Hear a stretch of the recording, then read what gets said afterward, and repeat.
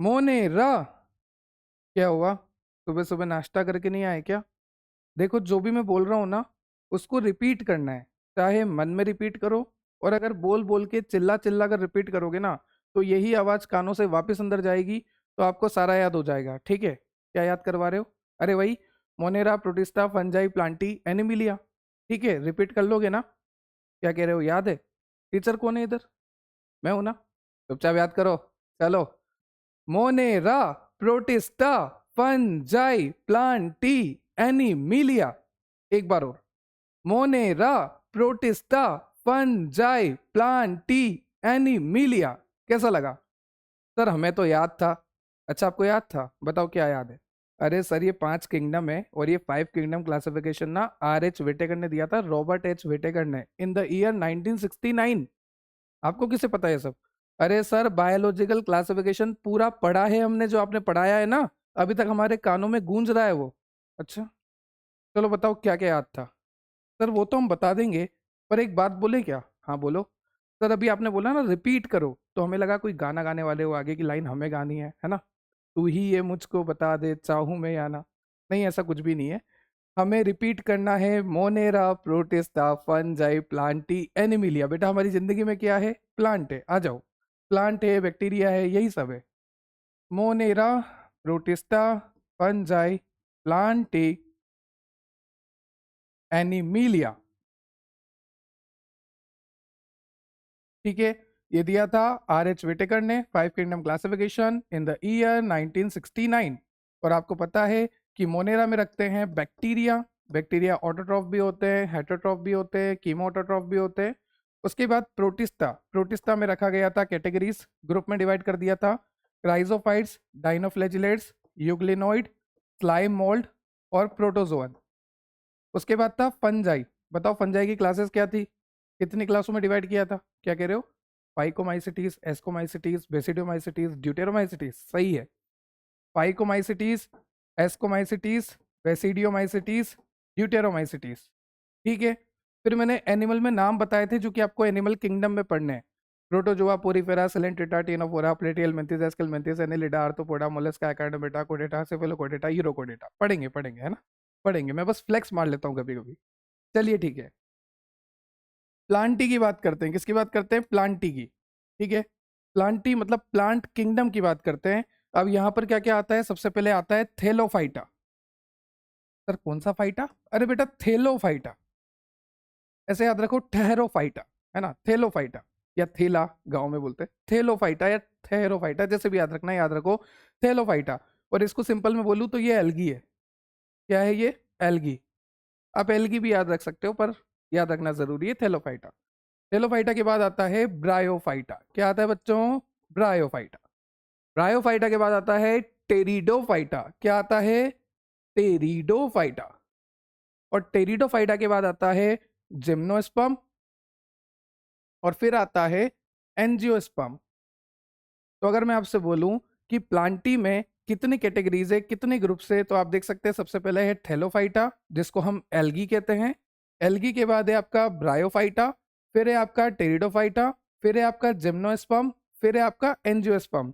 तो आज हम पढ़ेंगे plant kingdom, chapter number 3, lecture number 1।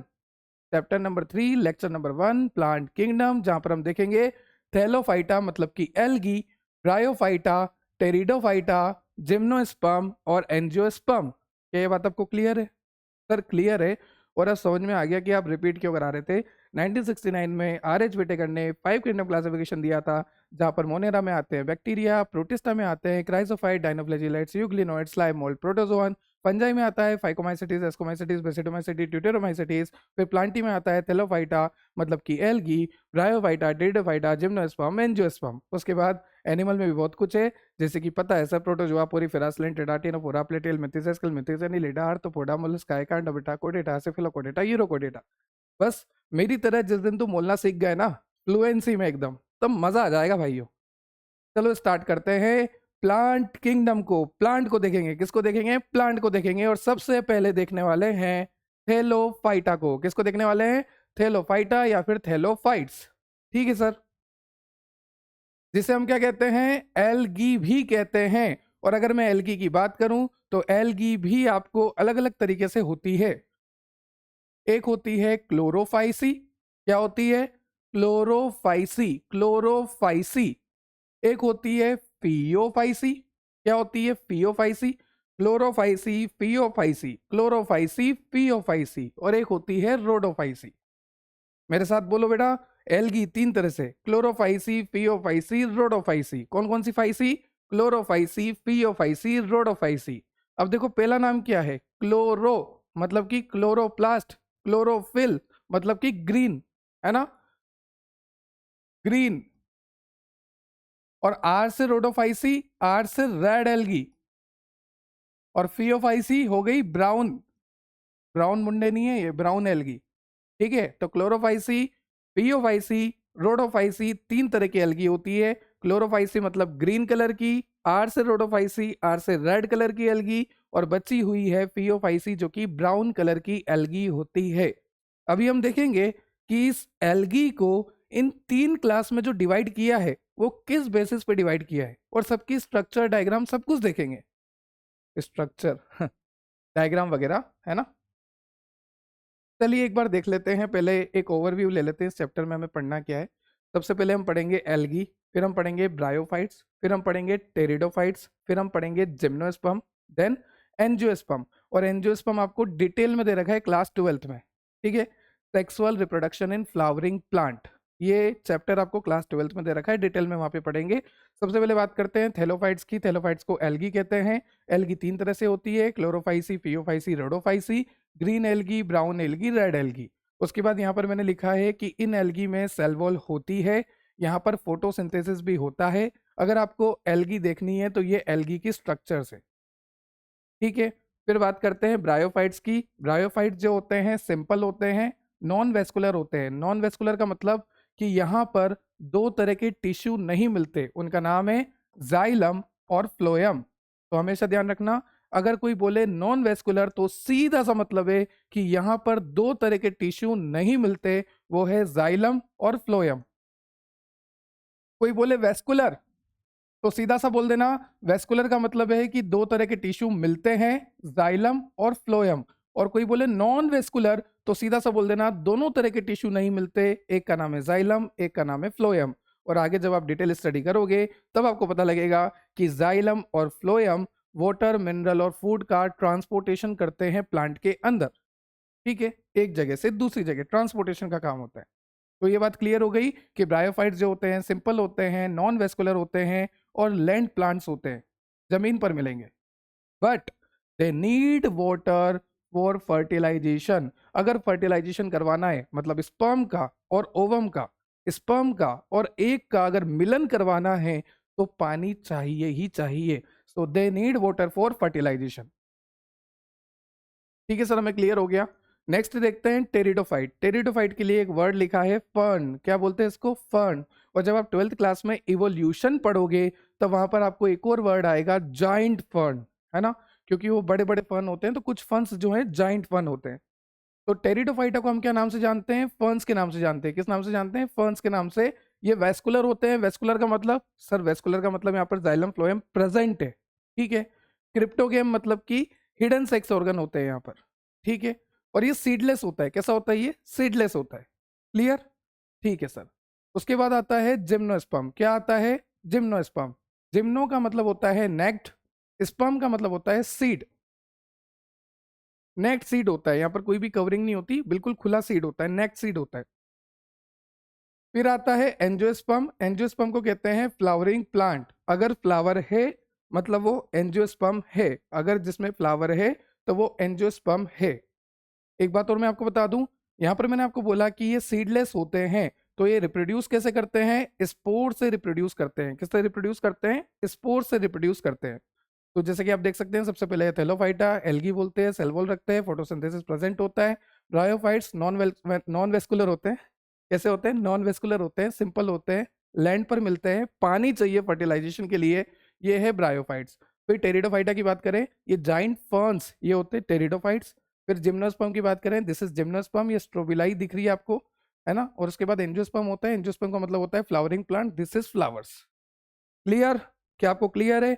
और आप देख ही सकते हैं कि जैसे ही आप एल्गी से ब्रायोफाइट, ब्रायोफाइट से टेरिडोफाइट, टेरिडोफाइट से जिम्नोस्पर्म, जिम्नोस्पर्म से एंजियोस्पर्म की तरफ जा रहे हैं, कॉम्प्लेक्स बढ़ता जा रहा है। आप देखो ये बेचारा इतना सा, फिर ये और बढ़ा, फिर ये और बढ़ा, फिर ये और बढ़ा, और अब तक फ्लावर्स आ गए, तो कॉम्प्लेक्सिटी बढ़ती जाती है। तो यहाँ पर लिखा है जब आप इधर से इधर की तरफ जा रहे हो तो लेवल ऑफ कॉम्प्लेक्सिटी बढ़ रही है। जब आप algae, bryophyte, pteridophyte, gymnosperm, angiosperm इस रास्ते जाओगे तो लेवल ऑफ कॉम्प्लेक्सिटी बढ़ेगी, जो कि आपको दिख ही रहा है इमेजेस में। ठीक है, अब आपको एंजियोस्पर्म का ना क्लासिफिकेशन टाइप दे रखा है। मतलब कि क्या है कि इतने सारे फ्लावरिंग प्लांट है, तो साइंटिस्ट ने क्या करा, इनको क्लासिफाई करने की कोशिश करी। इतने सारे फ्लावरिंग प्लांट्स है, इतने सारे एंजियोस्पर्म है, तो साइंटिस्ट ने कोशिश करी कि क्यों ना मैं इनको ग्रुप में डिवाइड कर दूं, क्यों ना मैं इनको सिमिलर कैटेगरीज के बेसिस पे डिवाइड कर दूं, तू इधर हो जा, तू इधर हो जा, ऐसे। तो यहाँ पर क्लासिफिकेशन है, पर मैं पहले ही बोल रहा हूँ ये एंजियोस्पर्म का क्लासिफिकेशन आपको एनसीईआरटी में दे रखा है। तो सबसे पहले साइंटिस्ट, तालियों से स्वागत करो, कौन है? Carolus Linnaeus. क्या नाम है भाइयों? Carolus Linnaeus. और इन्होंने दिया था आर्टिफिशियल सिस्टम ऑफ क्लासिफिकेशन। तो अगर आपको क्वेश्चन आ जाए कि आर्टिफिशियल सिस्टम ऑफ क्लासिफिकेशन किसने दिया था, तो दिया था कैरोलस लीनियस ने। ठीक है, give artificial system of classification, या फिर आप बोल सकते हैं अर्ली क्लासिफिकेशन सिस्टम। क्या बोल सकते हैं? Early classification system. तो दो तरह से क्वेश्चन बन सकता है। आर्टिफिशियल सिस्टम ऑफ क्लासिफिकेशन किसने दिया था? Carolus Linnaeus. Early classification system किसने दिया था? Carolus Linnaeus. अब देखो ये आर्टिफिशियल था, अर्ली क्लासिफिकेशन ऑफ सिस्टम था, तो जो साइंटिस्ट बहुत पहले आते हैं वो थोड़े बहुत कैरेक्टर ही देखते हैं प्लांट के, है ना। मान लो मैं हूँ, उस टाइम मेरे पास इतनी नॉलेज नहीं थी, उस टाइम मेरे पास इतना इक्विपमेंट नहीं थे। मैं आया, सिंपल मैंने देखा कि यार इसमें स्टेम इस तरह की है, इसकी स्टेम भी इससे मिलती हुई है, इन दोनों को एक साथ रख दो। इसकी लीफ देखो और इसकी लीफ देखो, दोनों एक जैसे मिलती हुई है ना, इसको भी एक तरफ रख दो। तो मतलब उस टाइम मेरे को ज्यादा नॉलेज नहीं थी, तो मैंने सिर्फ सिंपल एक्सटर्नल फीचर के बेसिस पे, सिंपल एक्सटर्नल फीचर्स जो भी हैं, जैसे कि रूट कैसी है, स्टेम कैसा है, लीफ कैसा है, तो जो भी उसके एक्सटर्नल मॉर्फोलॉजिकल फीचर्स है, उनके बेसिस पे मैंने एंजियोस्पर्म को क्लासिफाई कर दिया था। मैं कौन हूँ? कैरोलस लीनियस, थोड़ी देर के लिए। तो Carolus Linnaeus give early classification system, give artificial system of classification, he used only simple external features।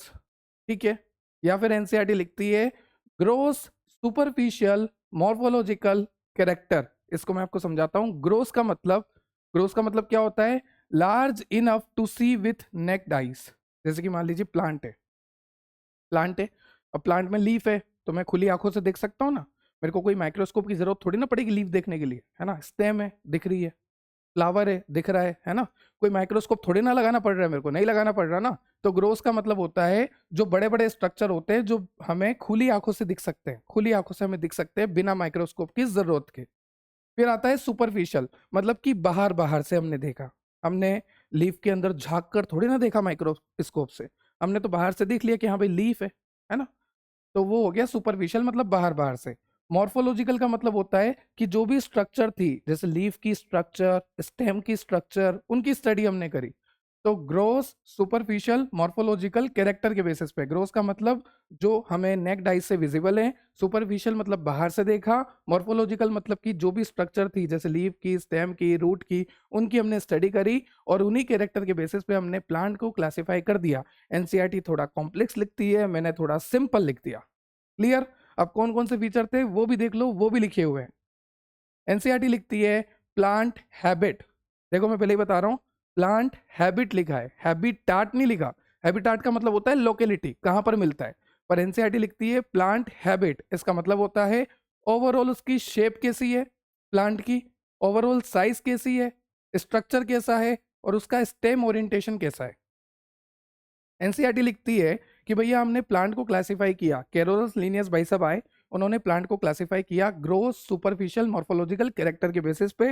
वो कैरेक्टर कौन कौन से थे? सबसे पहला था प्लांट हैबिट।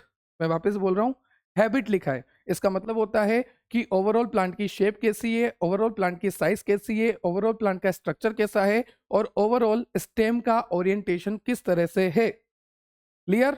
उसके बाद जो लीव्स प्लांट में है, उस लीव्स का कलर क्या है, कितने नंबर में है और क्या शेप है, किस तरह की उसकी शेप है, कलर क्या है, कितनी लीव्स है, टोटल नंबर कितने हैं और क्या इसकी शेप है, ये सारे कैरेक्टर है। इन्हीं कैरेक्टर के बेसिस पे एंजियोस्पर्म को पहली बार क्लासिफाई किया था कैरोलस लीनियस ने पहली बार। तो अर्ली क्लासिफिकेशन कैरोलस लीनियस ने किया, artificial system of classification. Clear है? चलिए ठीक है सर, हमें ये सारी बातें क्लियर हो गई कि कैरोलस लीनियस भाई साहब आए थे, उन्होंने आर्टिफिशियल सिस्टम ऑफ क्लासिफिकेशन किया, अर्ली क्लासिफिकेशन किया, जहां पर उन्होंने एक्सटर्नल फीचर के बेसिस पे एंजियोस्पर्म को अलग अलग कर दिया। एक्सटर्नल फीचर जैसे कि आपने बोला plant habit, colour, number and shape of leaves. Clear? Clear. ठीक है सर। अब ये किस पे बेस्ड था? ये मेनली बेस्ड था आपके वेजिटेटिव कैरेक्टर पे। अब आपको दो वर्ड आएंगे हमेशा, एक आएगा वेजिटेटिव कैरेक्टर, एक आएगा सेक्सुअल कैरेक्टर।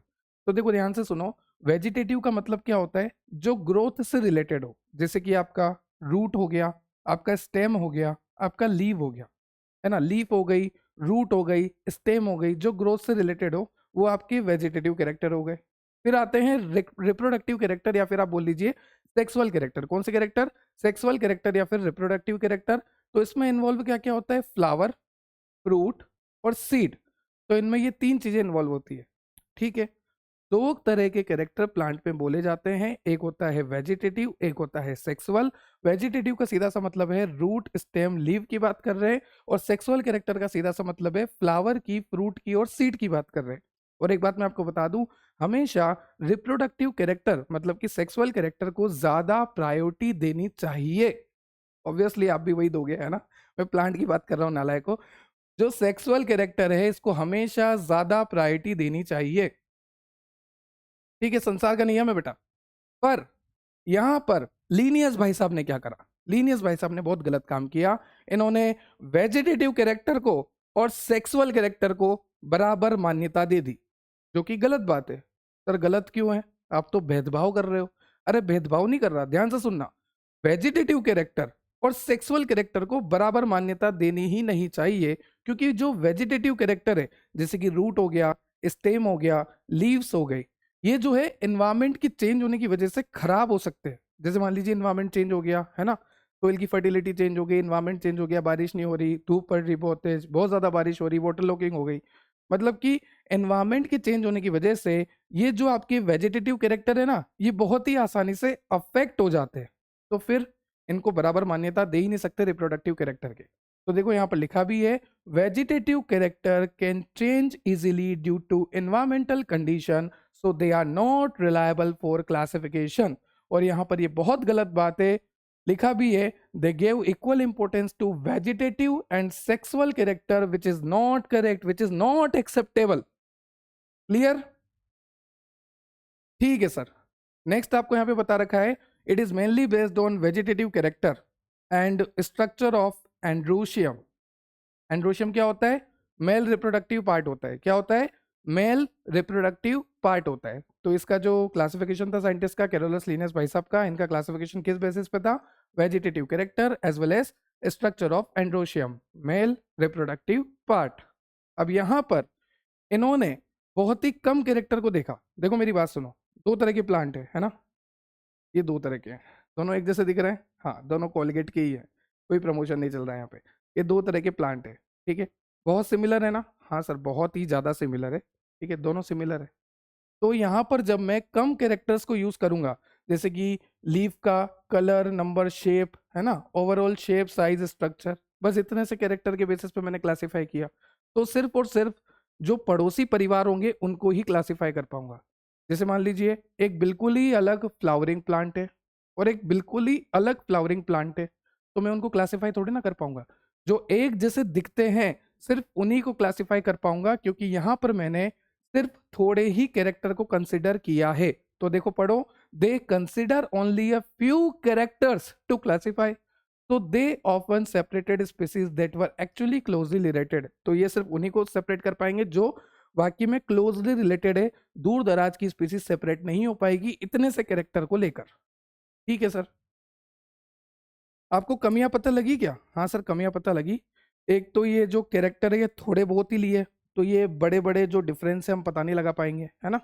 जो सिमिलर प्रजाति है उनमें ही डिफरेंस पता लगा पाएंगे। ठीक है, तो एक तो कैरेक्टर कम लिए। दूसरी गलती, दूसरी गलती सर, वेजिटेटिव और सेक्सुअल कैरेक्टर को बराबर कैसे बोल दिया?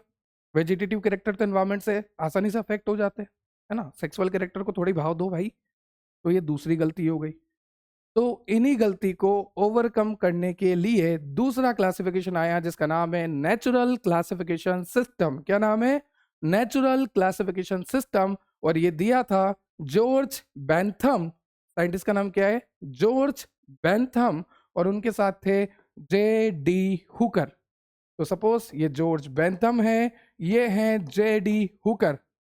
बेटा कुकर नहीं है, हुकर है, नाम नहीं बिगाड़ते साइंटिस्ट का, ठीक है। तो एक तो है जॉर्ज बेंथम, एक है जेडी हुकर। तो नेचुरल क्लासिफिकेशन सिस्टम किसने दिया था? George Bentham and JD Hooker. ठीक है सर। वहां पे क्या क्या दिक्कत आ रही थी? एक तो सर कैरेक्टर कम ले रहे थे, एक उन्होंने वेजिटेटिव कैरेक्टर और सेक्सुअल कैरेक्टर को बराबर मान्यता दे दी थी, ठीक है। तो उन्हीं को ओवरकम करने के लिए, टू ओवरकम प्रॉब्लम्स, ये नेचुरल क्लासिफिकेशन सिस्टम आया जो कि दिया था जेडी हुकर ने और जॉर्ज बेंथम ने। क्लियर है? ये किस पे बेस्ड था? ये बेस्ड था नेचुरल रिलेशनशिप पे। It is based on natural relationship of plants. ठीक है, ठीक है sir. This system consider not only external feature but also internal one. यहां पर हमने एक्सटर्नल फीचर की तो स्टडी करी ही करी, साथ में हमने इंटरनल फीचर्स की भी स्टडी करी। एक्सटर्नल फीचर का मतलब क्या था? कि प्लांट की रूट देख ली, स्टेम देख लिया, लीव्स देख लिया। हमने यहाँ पर साथ में इंटरनल फीचर्स भी देखे कि इस प्लांट की लीफ में अंदर क्या है ना, इसकी स्टेम में अंदर क्या है। तो जो इंटरनल फीचर्स है वो भी हमने देखे। जैसे कि हमने यहाँ पर क्या क्या स्टडी करा? सबसे पहले अल्ट्रा स्ट्रक्चर स्टडी करी, जो प्लांट की सेल है ना उसको स्टडी करा। ये प्लांट की सेल है, इसको स्टडी करा। Very tiny detail inside a cell that can be seen by electron microscope. हमने अल्ट्रा स्ट्रक्चर की स्टडी करी, हमने इलेक्ट्रॉन माइक्रोस्कोप की मदद से सेल के अंदर झांकने की कोशिश करी और उस बेसिस पे भी हमने इन प्लांट्स को सेपरेट करने की कोशिश करी। तो यहाँ पर ये लिखते हैं कि हमने सिर्फ एक्सटर्नल फीचर पे काम नहीं किया, एक्सटर्नल फीचर के साथ हमने इंटरनल फीचर्स पे भी काम किया, और वो है ultra structure of cell. Anatomy क्या है? Second, anatomy. एनाटोमी का मतलब होता है इंटरनल स्ट्रक्चर। जैसे मान लीजिए प्लांट है ना, प्लांट की ये स्टेम है, लेट्स सपोज ये स्टेम है, इस स्टेम को कट कर दूं मैं, क्या कर दूं? कट कर दूं। तो जब मैं प्लांट के पार्ट को कट करके अंदर से उसको देखता हूं तो उसे कहेंगे एनाटोमी। लिखा भी है इंटरनल स्ट्रक्चर आफ्टर कट। जैसे कि मान लीजिए मुझे देखना है जाइलम फ्लोएम, अब बाहर से तो दिखेगा नहीं, प्लांट को देखूंगा तो दिखेगा नहीं जाइलम फ्लोएम कैसा होता है, क्या होता है। तो मैं क्या करूंगा? प्लांट की स्टेम को कट कर दूंगा और जब मैं अंदर देखूंगा तो मुझे मिलेगा जाइलम और फ्लोएम। समझ में आया? तो इस तरह से मैं देख सकता हूं। अगर मुझे अंदर के पार्ट देखने हैं तो उसे कहते हैं एनाटॉमी। फिर आती है embryology, study of embryo. Seed बोल सकते हैं एक तरह से, अगर उसे प्रॉपर न्यूट्रिशन मिल जाए तो study of embryo, study of seed. Baby plant होता है ये, क्या होता है? Baby plant. नेक्स्ट है आपका फाइटोकेमिस्ट्री। फाइटोकेमिस्ट्री का मतलब होता है आपको केमिकल स्ट्रक्चर देखनी है प्लांट की। जैसे कि क्या वहां से रिलीज हो रहा है, ऑयल रिलीज हो रहा है, रेजिन रिलीज हो रहा है, टेनिन रिलीज हो रहा है।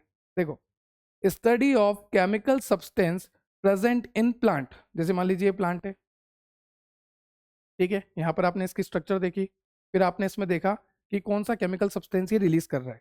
मान लीजिए दो प्लांट थे, एक प्लांट ये रहा, एक प्लांट ये रहा। ये प्लांट जो है रेजिन निकालता है, ये प्लांट जो है टेनिन निकालता है। फिर एक प्लांट और है यहाँ पर, ये वापस रेजिन निकालता है। तो हमें पता लग गया कि ये प्लांट रेजिन निकाल रहा है, ये प्लांट भी रेजिन निकाल रहा है। ये सब केमिकल्स है जो प्लांट से निकलते हैं। रेजिन, टेनिन, वोलेटाइल ऑयल, ये सब केमिकल्स है जो कहाँ से निकलते हैं? प्लांट से निकलते हैं। ठीक है, तो हमने देखा कि इस प्लांट से रेजिन निकल रहा है, इस प्लांट से रेजिन निकल रहा है, तो दोनों को साथ में रख दिया, और जिस प्लांट से टेनिन निकल रहा है उसको अलग कर दिया। तो हमने यहाँ पर बहुत सारे फीचर के बेसिस पे प्लांट का, एंजियोस्पर्म का क्लासिफिकेशन किया है। हमने मॉर्फोलॉजी तो देखी ही है, साथ में हमने इंटरनल स्ट्रक्चर्स भी देखी है। क्या मेरी कही हुई बातें आपको क्लियर हो रही है? चलिए, अब यहाँ पर एक वर्ड आपको मैंने बोला था कि ये जो नेचुरल क्लासिफिकेशन सिस्टम है ये बेस्ड होता है नेचुरल रिलेशनशिप पे। किस पे बेस्ड होता है? नेचुरल रिलेशनशिप पे। नेचुरल रिलेशनशिप का मतलब होता है कि प्लांट का ओरिजिन कैसा है, प्लांट का ओवरऑल बायोलॉजिकल कैरेक्टरिस्टिक्स कैसा है। हम यहाँ पर सब चीज चेक करते हैं, ओवरऑल बायोलॉजिकल कैरेक्टरिस्टिक्स कैसा है, इस प्लांट का ओरिजिन कैसा है, कहाँ से ये ओरिजिनेट हुआ है, किस तरह से ओरिजिनेट हुआ है। तो ये होता है नेचुरल रिलेशनशिप। ठीक है, सारी बातें क्लियर, हर पॉइंट क्लियर। ये हो गया दूसरा क्लासिफिकेशन। पर इस क्लासिफिकेशन की भी एक दिक्कत थी। क्या दिक्कत है सर?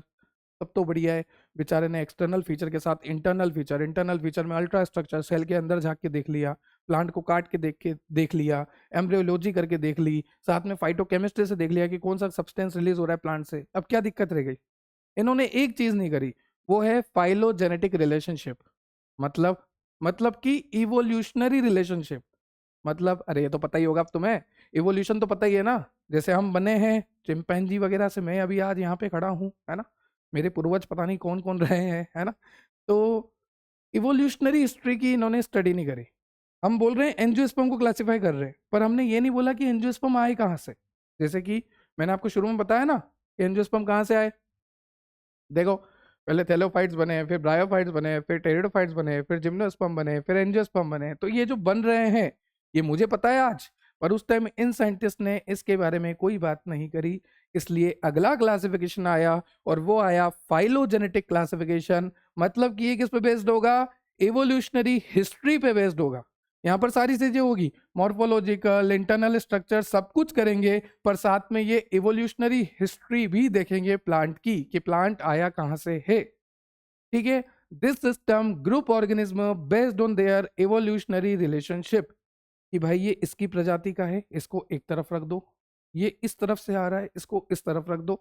इवोल्यूशनरी हिस्ट्री के बारे में, this assume that organism belonging to the same taxa have a common ancestor. देखो सीधी सी बात क्या है, अगर मैं आपको बोलूंगा ह्यूमन, तो आप सब कहाँ रख दोगे? चिंपैंजी की कैटेगरी में रख दोगे। ये जो टेक्सा है ना, इसमें रख दोगे मेरे को। टेक्सा का मतलब ग्रुप, रख दोगे ना, क्योंकि मुझे पता है कि ह्यूमंस कहाँ से आए, ये बंदरों से, ये चिंपैंजी से, इन्हीं से बन बन के इधर से आए हैं, तो इधर रख दिया मैंने। तो इन्होंने सोचा कि यार प्लांट भी तो कहीं ना कहीं से आए होंगे, है ना। और जो प्लांट सेम ओरिजिन का होगा उसको एक सेम कॉमन ग्रुप में रख सकते हैं। वापस पढ़ो, this assume that organism belonging to the same taxa, ऐसे प्लांट जो कि सेम ग्रुप से बिलोंग करते हैं, उनका कॉमन एंसेस्टर रहा होगा। जैसे मान लीजिए ह्यूमन है, ह्यूमन में कई तरह के मेल है, फीमेल है, ये सबको मैंने यहाँ पे रख दिया, तो हमारा ओरिजिन सबका एक ही रहा है ना। तो जो एक कैटेगरी एक ग्रुप में रख दिया उसका सबका एक एंसेस्टर कॉमन ही होगा। क्लियर हुआ? तो ये एनसीईआरटी कहती है फाइलोजेनेटिक रिलेशनशिप में, ये कहते हैं कि this assume that organism belonging to the same taxa have a common ancestor. To classify organism correctly, scientist now use information from many field, not only morphology. देखो मैंने आपको सीधा सा बोला है, मॉर्फोलॉजी के बेसिस पे तो क्लासिफिकेशन पॉसिबल ही नहीं है, क्योंकि मॉर्फोलॉजी में आप क्या देख लोगे? स्टेम, लीफ, रूट, खत्म, है ना। क्या देख लोगे? एक्सटर्नल फीचर जो आपको दिख रहे हैं, ग्रोस मॉर्फोलॉजिकल फीचर जो आपको दिख रहे हैं, वही देख सकते हो। फिर आपको अल्ट्रा स्ट्रक्चर भी देखनी है, एम्ब्रियोलॉजी भी करनी है, फाइटोकेमिस्ट्री भी देखनी है, सब कुछ देखना पड़ेगा, तब जाके आप क्लासीफाई कर पाओगे। तो साइंटिस्ट यही लिखते हैं कि सिर्फ मॉर्फोलॉजी के बेसिस पे तो क्लासिफिकेशन पॉसिबल है ही नहीं। और ये जो फाइलोजेनेटिक क्लासिफिकेशन है ना, किस पे बेस्ड है? इवोल्यूशनरी हिस्ट्री के बेसिस पे। तो मान लीजिए कि हमें तो पता लग गया कि हम किससे बने, कैसे पता लगा? फोसिल की मदद से। किससे पता लगा? फोसिल की मदद से। फोसिल का मतलब होता है जो मर जाते हैं, दब जाते हैं, रह जाते हैं, remains of heart present in soil वगैरह, या जो भी चट्टाने वगैरह है वहां पर मिलते हैं, है ना। हार्ट पार्ट जो भी बच जाता है, जैसे डायनासोर के फोसिल्स मिलते हैं बड़े बड़े। तो हमें तो पता है कि हम कहाँ से आए हुए हैं, ठीक है। अब प्लांट का हम पता कर रहे हैं, प्लांट का हम इवोल्यूशनरी हिस्ट्री पता कर रहे हैं, पर मान लीजिए किसी कंडीशन में उन प्लांट्स के फोसिल हमें मिले ही नहीं, क्योंकि हम फोसिल के बेसिस पे देख रहे हैं। इवोल्यूशन कैसे बताएंगे? फोसिल के बेसिस पे बताएंगे कि हाँ भाई ऐसे हुआ होगा, फिर ये दबी, फिर ये लेयर बनी, फिर ये दबी, फिर ये लेयर बनी, फोसिल्स के बेसिस पे। पर जिस कंडीशन में अगर फोसिल नहीं होगी, तो उस कंडीशन में हमें सारी स्टडी करनी पड़ेगी, मॉर्फोलॉजी, अल्ट्रा स्ट्रक्चर, सब कुछ। This is specially useful when fossil evidence is missing, जब हमारे पास फॉसिल एविडेंस नहीं होगा, उस कंडीशन में scientist use information from many fields, not only morphology, सारी फील्ड की इंफॉर्मेशन चेक करनी पड़ेगी जब हमारे पास फॉसिल नहीं होगा, क्योंकि फॉसिल नहीं होगा तो इवोल्यूशनरी हिस्ट्री डिफिकल्ट है समझने में। समझ में आया? चलिए, तो अगर मैं आपको बोलूं फाइलोजेनेटिक सिस्टम ऑफ क्लासिफिकेशन, तो ये मोस्ट एक्सेप्टेड क्लासिफिकेशन है, वाइडली एक्सेप्टेड क्लासिफिकेशन है, प्रेजेंटली एक्सेप्टेड क्लासिफिकेशन है, phylogenetic system of classification. Clear? Now next आपको दे रखा है different kind of taxonomy. So what is taxonomy? सबसे पहले बात करते हैं टेक्सोनॉमी होती क्या है। Taxonomy, it is a branch of biology that deal with identification, nomenclature and classification of organism.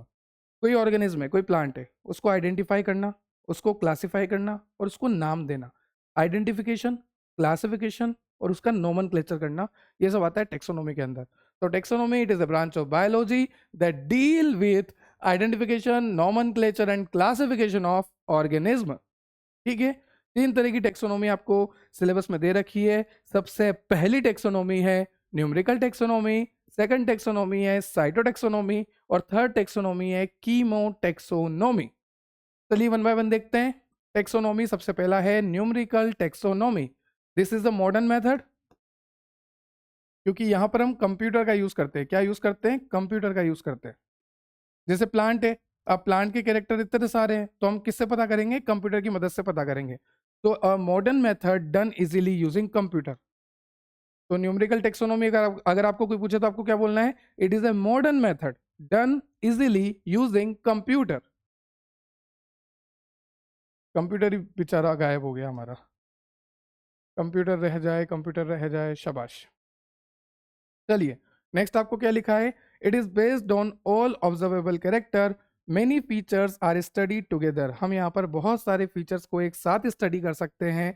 जैसे कि हम यहाँ पर 200 से 300 फीचर्स को, 300 कैरेक्टर्स को एक साथ स्टडी कर सकते हैं, एक साथ कंपैरिजन कर सकते हैं, क्योंकि यहाँ पर हम कंप्यूटर की मदद ले रहे हैं. तो हमेशा ध्यान रखना, न्यूमेरिकल टेक्सोनोमी में हम 200 से 300 कैरेक्टर को आसानी से एक साथ कंपेयर कर सकते हैं with the help of computer. इसलिए इसको लिखा है modern method done easily using computer. और हम कैसे करेंगे इनको स्टडी? जैसे हमारे पास जो भी ऑब्जर्वेबल कैरेक्टर है उनको हम क्या करेंगे? एक नंबर दे देंगे, एक नंबर दे देंगे या फिर एक कोड दे देंगे. क्योंकि अब कंप्यूटर है तो कंप्यूटर तो ऐसे नहीं समझेगा ना, लीफ है, रूट है, स्टेम है, नहीं. उनको एक कोड देना पड़ेगा. कंप्यूटर है तो एक कोड देना पड़ेगा, एक नंबर देना पड़ेगा, वो उसी पे काम करेगा. ठीक है, तो यहाँ पर जो भी हमारे ऑब्जर्वेबल कैरेक्टर्स होते हैं जिनको हमें कंपैरिजन करना होता है, स्टडी करना होता है, उन्हें हमें एक नंबर देना होता है, कोड देना होता है, ताकि कंप्यूटर उसे इजीली रीड कर ले और इजीली कंपेयर कर दे. ठीक है, यहाँ पर लिखा भी है each character is assign a number और code. The computer processes the data and compare organism. तो फिर कंप्यूटर क्या करेगा? कंपैरिजन कर लेगा.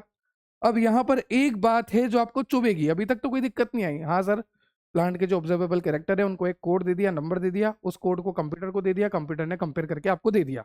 ठीक है, अब मैं आपको बोलूंगा कि यहां पर वेजिटेटिव कैरेक्टर और रिप्रोडक्टिव कैरेक्टर, मतलब कि सेक्सुअल कैरेक्टर को इक्वल वेटेज दे दिया इन्होंने. अरे सर ऐसे कैसे दे दिया? आप इन्हें तो बोला था ना कि वेजिटेटिव कैरेक्टर को इक्वल वेटेज नहीं दे सकते, क्योंकि वेजिटेटिव कैरेक्टर इजीली अफेक्ट हो जाते हैं इन्वायरमेंट में चेंज होने की वजह से. हाँ भाई, मैंने ही बोला था. तो फिर जस्टिफाई करो इसे. यहाँ पे लिखा है देखो, every character is given equal importance and 100 of trait can be analyse at one. वो तो हमें पता है, ट्रेट का मतलब होता है कैरेक्टर. 100 से ज्यादा कैरेक्टर हम एक साथ एनालाइज कर सकते हैं, वो छोड़ो. पर यहाँ पर लिखा है every character give equal importance, मतलब कि वेजिटेटिव और सेक्सुअल को इक्वल इंपोर्टेंस दे दिया. ऐसे थोड़ी ना होता है. रीजन दे रहा हूँ भाई, रीजन दे रहा हूँ.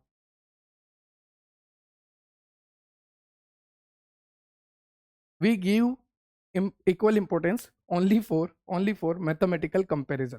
क्योंकि देखो उस टाइम हमें क्या मैथमेटिकल कंपैरिजन करना है, तो हमने सिर्फ इसीलिए दिया है. माना कि ये पूरी तरह से गलत है, कि ऐसा नहीं करना चाहिए, पर ऐसा क्यों किया गया इस टेक्सोनोमी में जिसका नाम है न्यूमेरिकल टेक्सोनोमी? ये इसलिए किया गया ताकि हम मैथमेटिकली कंपैरिजन कर सके. तो मेक क्लासिफिकेशन मोर ऑब्जेक्टिव, ताकि हमारा जो क्लासिफिकेशन का सिस्टम है वो मोर ऑब्जेक्टिव बने. मोर ऑब्जेक्टिव का मतलब है कि फैक्ट बेस बने, किसी के जजमेंट पे ना बने, किसी भी तरह का यहाँ पे कोई बायास ना हो, भेदभाव ना हो, और अनबायास हो. मतलब कि वही बायास ना हो, भेदभाव ना हो, अनबायास हो.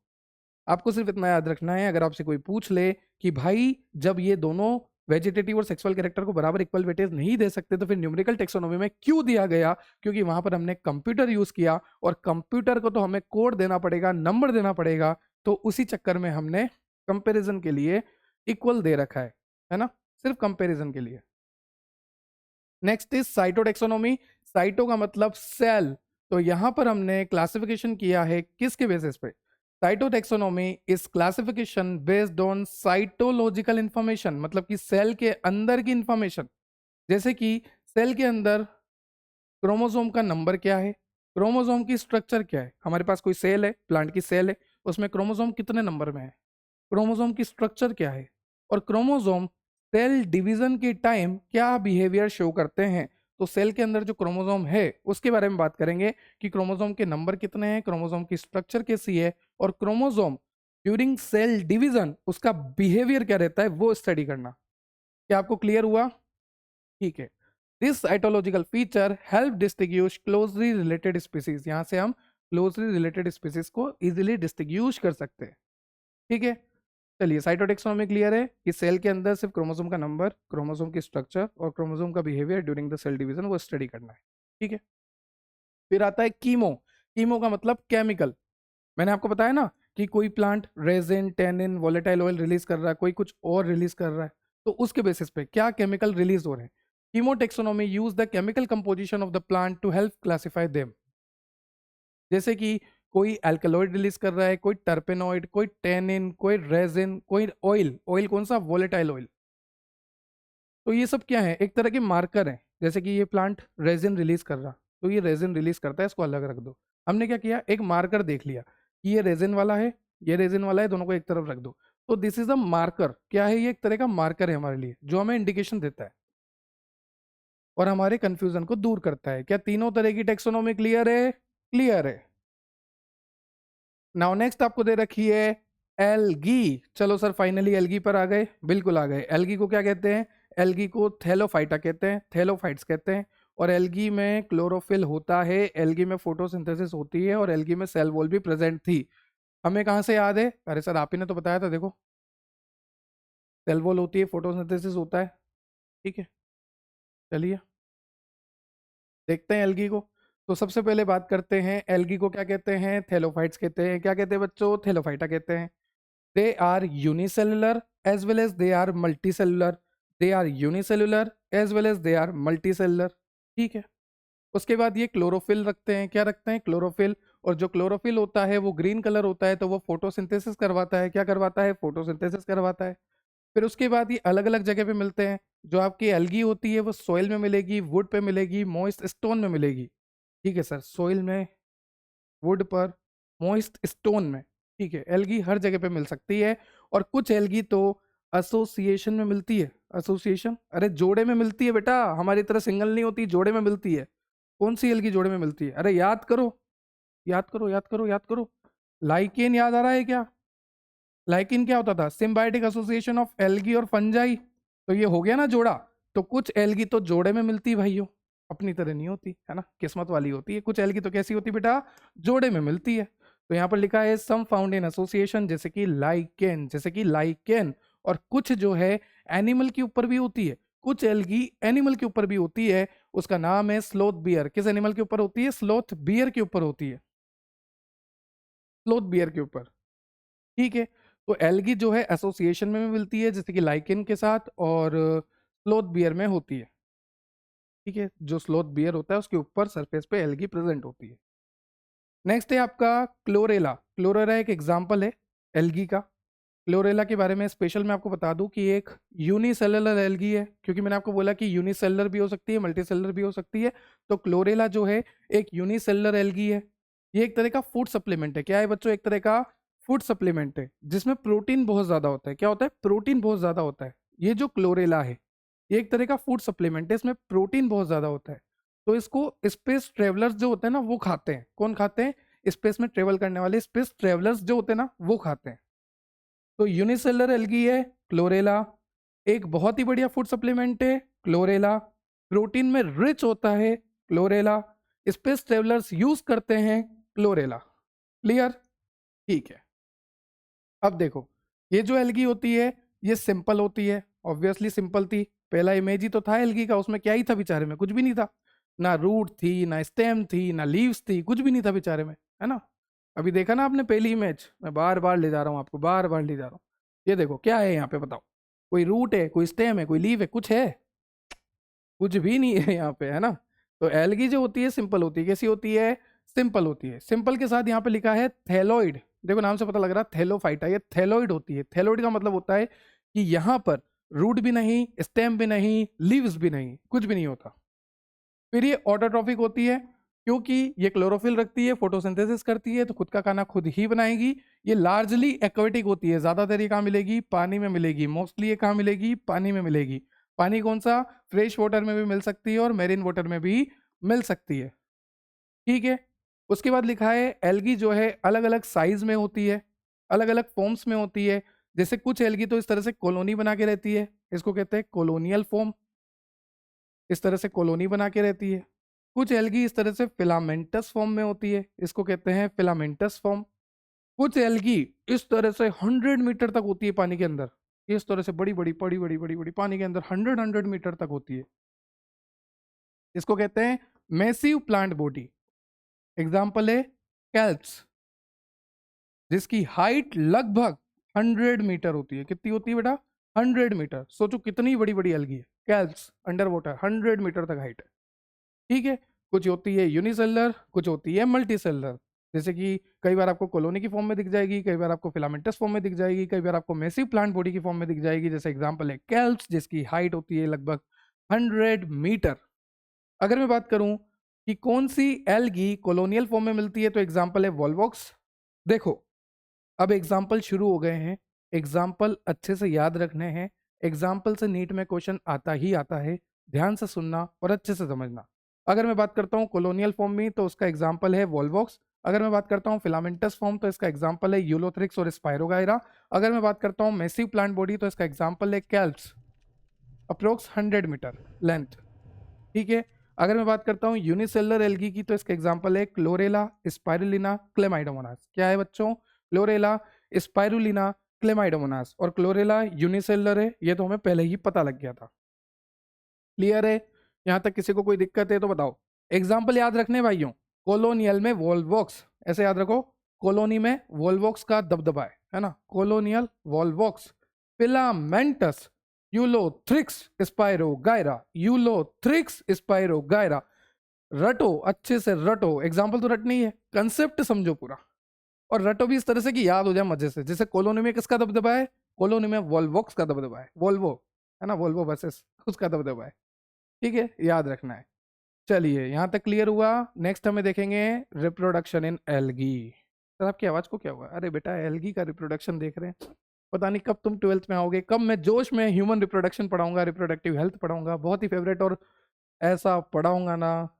खैर, अभी रिप्रोडक्शन इन एल्गी की बात करते हैं। एल्गी में होगा रिप्रोडक्शन, सबसे पहला है वेजिटेटिव रिप्रोडक्शन, फिर है आपका एसेक्सुअल रिप्रोडक्शन, फिर है आपका सेक्सुअल रिप्रोडक्शन। और आप भी जानते हो वेजिटेटिव रिप्रोडक्शन में क्या होगा। जैसे मान लीजिए ये एल्गी है, अब इस एल्गी में अगर टुकड़े हो गए, ये एल्गी अगर टूट गई टूट गई टूट गई, तो एल्गी के अलग अलग पार्ट बन जाते हैं और यही पार्ट आगे जाके वापस एल्गी बना लेते हैं। सीधी सी बात है, कोई एल्गी है, कोई एल्गी है, अगर वो टूट के अलग हुई तो वापस पूरी एल्गी बन जाती है। इसे कहते हैं फ्रेगमेंटेशन, इसे कहते हैं वेजिटेटिव रिप्रोडक्शन। क्लियर हुआ भाइयों? Vegetative reproduction. चलिए सेकंड है आपका एसेक्सुअल रिप्रोडक्शन। एक बात और, ये फ्रेगमेंट्स बने हैं, ठीक है, ये आगे जाके वापस थैलस बनाएंगे, मतलब कि वही एल्गी बनाएंगे। अब नेक्स्ट क्या है आपका? Asexual reproduction. एसेक्सुअल रिप्रोडक्शन में एसेक्सुअल स्पोर बनेगा। उस एसेक्सुअल स्पोर को हम कहते हैं यहाँ पर जू स्पोर। क्या होता है? जू स्पोर। कौन सा स्पोर? जू स्पोर। और ये जो जू स्पोर होता है ये फ्लैजिलेटेड होता है। फ्लैजिलेटेड मतलब कि इसमें फ्लैजिला होते हैं, और अगर इसमें फ्लैजिला होंगे तो ये मोटाइल होगा। कैसा होगा? मोटाइल होगा। तो ध्यान से सुनिए, एसेक्सुअल रिप्रोडक्शन इन एल्गी तो बनेगा एसेक्सुअल स्पोर। और सबसे कॉमन एसेक्सुअल स्पोर जो एल्गी के अंदर होता है वो होता है जू spore. Most common spore, most common asexual spore वो होता है जू स्पोर। और ये जू स्पोर फ्लैजिलेटेड होता है, मतलब कि ये मोटाइल होता है। कैसा होता है? मोटाइल होता है। ये जू स्पोर है, ये फ्लैजिला दिखा रखे। फ्लैजिला का मतलब ये मोटाइल है। कैसा है? मोटाइल। तो जब कभी भी फेवरेबल कंडीशन होती है, इसमें प्रोसेसेस होती है, आगे सारी कॉम्प्लेक्स प्रोसेसेस होती है और फाइनली ये एल्गी फॉर्म हो जाती है। ठीक है, इतना सा आपको याद रखना है, एनसीईआरटी में इतना ही दे रखा है। क्लियर? उसके बाद है सेक्सुअल रिप्रोडक्शन इन एल्गी। क्या है भाइयों? Sexual reproduction in algae. और सेक्सुअल रिप्रोडक्शन आते ही आपके दिमाग में एक ही चीज आती है, स्पर्म का मूवमेंट और ओवम एक जगह पे इंतजार कर रहा है ना? याद है ना, ह्यूमन रिप्रोडक्शन थोड़ा बहुत तो पढ़ा ही होगा कि जो ओवम है, जो एग है, वो इंतजार करता है फेलोपियन ट्यूब में, और जो स्पर्म है वो पहुंच जाता है, वहां तक पहुंच जाता है और इसको फ्यूज कर देता है, फर्टिलाइजेशन कर देता है। तो आपने क्या पढ़ा बेटा कि जो एग है वो तो स्टैटिक है, एक जगह पे रखा हुआ है, स्टैटिक है, और एग जो है साइज में बड़ा भी होता है। देखो, ये एग है, ये स्पर्म है, कौन साइज में बड़ा है सर? एग साइज में बड़ा है। अच्छा, कौन रुका हुआ है अपनी जगह पे? सर एग अपनी जगह पे रुका हुआ भी है और एक साइज में बढ़ा हुआ भी है। और स्पर्म जो है वो मोटाइल होता है, वो घूमते घूमते घूमते घूमते स्पिनिंग मूवमेंट करते हुए आता है एग के पास। तो जो स्पर्म है वो मोटाइल है और स्पर्म जो है छोटी साइज का है।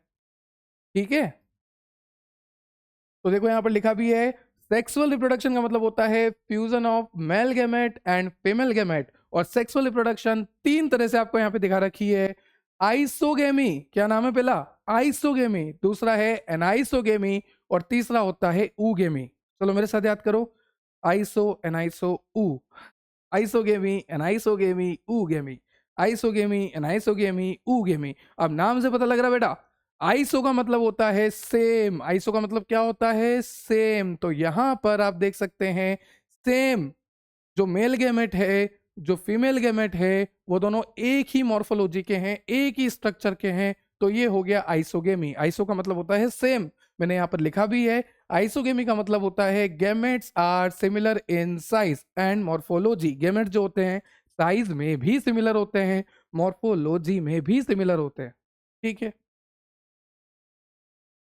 उसके बाद है एनाइसोगेमी। एनाइसोगेमी का सीधा सा मतलब है कि मेल गेमेट छोटा होता है, फीमेल गेमेट बड़ा होता है, मेल गेमेट मोटाइल होता है, फीमेल गेमेट स्टैटिक होता है। स्टैटिक मतलब ठहरा हुआ। इट इज जस्ट लाइक खड़ा हूं आज भी वही, है ना?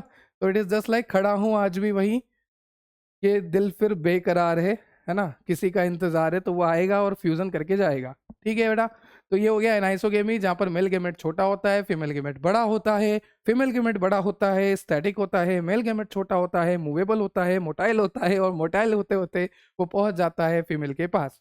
और इसी एनाइसोगेमी का एक पार्ट होता है और उसका एग्जाम्पल है ऊगेमी। ऊगेमी क्या है? एनाइसोगेमी के अंदर ही एक कैटेगरी है जिसको बोलते हैं ऊगेमी, और ऊगेमी भी सेम है। ऊगेमी भी सेम है, स्पर्म छोटा होगा, मोटाइल होगा, एग बड़ा होगा, नॉन मोटाइल होगा, स्टैटिक होगा। चलो इसके एग्जाम्पल पढ़ते हैं। रिप्रोडक्शन तीन तरह से होता है, आइसोगेमी, एनाइसोगेमी, ऊगेमी। इसके एग्जाम्पल अगर मैं देखूं तो आइसोगेमी का है यूलोथ्रिक्स स्पाइरोगाइरा। और अगर आपने ध्यान से देखा होगा, देखा ही होगा, यूलोथ्रिक्स स्पाइरोगाइरा फिलामेंटस एल्गी के भी एग्जाम्पल है। तो यही सेम है ना, याद रखना है। अब एग्जाम्पल याद रखना है, देखो मैं बार बार याद करवा रहा हूँ आपको, अब आपकी बारी है याद रखने की। ठीक है, तो यूलोथ्रिक्स और स्पाइरोगाइरा आइसोगेमी के एग्जाम्पल है, एंड आइसोगेमी के एग्जाम्पल है यूडोरिना। देखो, डोरीना, डोरेमोन का बहन मान लो डोरीना, है ना, यूडोरिना। हमने तो ऐसे याद रखा था, यूं अदाएं ना फैलाओ, मतलब अदाएं आ गया ना, डोरीना, रीना नाम की लड़की है। खैर तुम्हें तो सीधा सा याद रखना है, डोरेमोन की बहन है डोरीना यूडोरिना, उसको बोल रहे हैं यू डोरीना। ठीक है, याद हो जाएगा। हो गया सर। ऊगेमी की बात करते हैं, इसका एग्जाम्पल है वॉल्वॉक्स फ्यूकस। क्या एग्जाम्पल है? Volvox Fucus. वॉल्वॉक्स का तो दबदबा भी था ना, हाँ sir, colonial. Very good, Volvox Fucus. ठीक है, याद हो जाएंगे। अब देखेंगे कि एल्गी की इकोनॉमिक इंपोर्टेंस क्या है। एल्गी क्या फायदेमंद है हमारे लिए भाई, क्या जरूरत है एल्गी की, क्या इकोनॉमिक इंपोर्टेंस है? तो देखो एनसीईआरटी लिखती है कि many algae are used as a food. जो ज्यादातर एल्गी होती है वो फूड की तरह काम आती है। जैसे कि आपने देखा ना वो कोलेरा क्लोरेला देखा था, है ना, उसमें आपने देखा था food supplement, space travellers, protein rich, ठीक है, यूनिसेलुलर। तो एल्गी ज्यादातर फूड की तरह भी काम आती है। About 70 species of marine algae are eaten. 70 species, 70 species marine algae खाने लायक होती है। मेरीन मतलब कि समुद्र के पानी में। देखो यहाँ पे लिखा है about 70 species of marine algae are eaten. PDF में दिख जाएगा, अभी यहाँ नहीं दिख रहा हो तो भी, पर इतना ध्यान रख लो कि मेरीन एल्गी जो है उसमें से 70 स्पीसीज, 70 प्रजाति मेरीन एल्गी की खाने लायक है। खाने लायक है, हद ही करता हूँ यार मैं। ठीक है, चलो, जैसे कि अगर मैं एग्जांपल दूं तो कुछ एल्गी प्रोफाइरा से बिलोंग करती है, कुछ लेमिनेरिया और कुछ सारगासम। मेरे साथ बोलो, प्रोफाइरा, प्रोफाइरा, लेमिनेरिया, सारगासम, सारगासम, याद रखना है, ठीक है। चलो ठीक है सर, हमें समझ में आ गया कि 70 स्पीसीज जो है मेरीन एल्गी की वो खाने लायक है, जैसे कि आपका प्रोफाइरा, सारगासम, ठीक है, लेमिनेरिया। अब इकोनॉमिक इंपॉर्टेंस और देखते हैं, जैसे कि ये ऑक्सीजन प्रोडक्शन करती है एल्गी। सर ऑक्सीजन प्रोडक्शन, अरे मैंने बोला ना कि फोटोसिंथेसिस करेगी, फोटोसिंथेसिस करेगी तो ऑक्सीजन का प्रोडक्शन करेगी नहीं करेगी, बिल्कुल करेगी। और ज्यादातर एल्गी पानी में मिलती है। कहाँ पे मिलती है बच्चों? पानी में मिलती है। और अगर ये पानी में फोटोसिंथेसिस करेगी, फोटोसिंथेसिस करेगी मतलब ऑक्सीजन का प्रोडक्शन भी करेगी। तो अगर ये पानी में ऑक्सीजन का प्रोडक्शन करेगी तो पानी में ऑक्सीजन बढ़ेगा। पानी में ऑक्सीजन बढ़ने का मतलब है कि डिसॉल्व ऑक्सीजन बढ़ेगा। क्या बढ़ेगा? डिसॉल्व ऑक्सीजन बढ़ेगा। ऐसा लगता है पूरा निचोड़ देता हूं मैं खुद को, है ना। तो ऑक्सीजन प्रोडक्शन भी कराएंगे via photosynthesis. It increase dissolve oxygen eight their surrounding, ठीक है। ऑब्वियसली पानी में रहेगा, फोटोसिंथेसिस करेगा, ऑक्सीजन प्रोडक्शन करेगा, तो वो ऑक्सीजन जाएगा कहाँ? पानी में जाएगा। और अगर पानी में ऑक्सीजन जाएगा तो डिसॉल्व ऑक्सीजन बढ़ेगा। ठीक है सर, ठीक है। उसके बाद CO2 फिक्सेशन। CO2 फिक्सेशन कैसे करेगा? अरे भैया फोटोसिंथेसिस करेगा तो CO2 फिक्सेशन तो करेगा ही सही ना।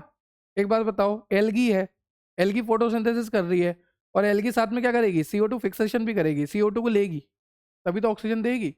Algae fix half of the total CO2 on Earth through photosynthesis. Half of the total CO2 on Earth. CO2 जो है ना पृथ्वी पे, उसकी हाफ, हाफ कौन फिक्स करता है? Algae. Algae fix half of the total CO2 present on the earth through photosynthesis. सोचो यार, अर्थ पे जितनी भी CO2 है उसमें से आधी कौन फिक्स करता है, कौन ऑक्सीजन कन्वर्ट करता है? ये एल्गी, ठीक है। अब एल्गी फोटोसिंथेसिस करता है, हाँ सर पता है, फोटोसिंथेसिस करता है, ऑक्सीजन प्रोडक्शन करता है, CO2 का फिक्सेशन करता है, half of the total CO2 on the earth fix करता है। उसके बाद अगर ये फोटोसिंथेसिस करेगा तो ये फूड बनाएगा। सर बनाएगा, तो यहां पर लिखा है produce energy rich compound. It is the primary producer. Primary producer का मतलब कि पानी में ये प्राइमरी प्रोड्यूसर है, सबसे पहला जो बनाने वाला यही है। क्योंकि अगर बेसिक लेवल से शुरू करूं तो सबसे पहले ये, फिर और, फिर और, फिर और। तो it is the primary producer form the base of aquatic food chain. जो एक्वेटिक फूड चेन चलती है ना, जैसे कि इसने इसको खाया, उसने उसको खाया, उसने उसको खाया, तो ये जो एक्वेटिक फूड चेन चलती है इसमें सबसे शुरू में कौन है? एल्गी। तो algae is a primary producer in aquatic food chain, produce energy rich compound through photosynthesis. ठीक है सर, समझ में आ गया। अब एक बात और,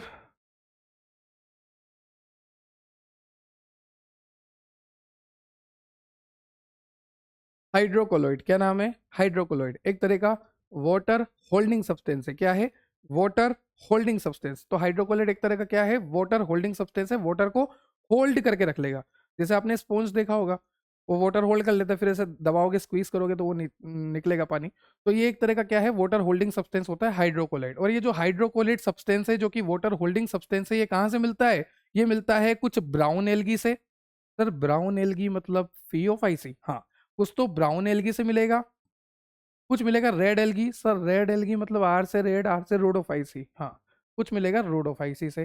तो ये जो हाइड्रोकोलोइड है, जो वाटर होल्डिंग सब्सटेंस है, ये मिलेगा कुछ तो ब्राउन एल्गी से मतलब कि फियोफाइसी से, कुछ मिलेगा रेड एल्गी से मतलब कि रोडोफाइसी से।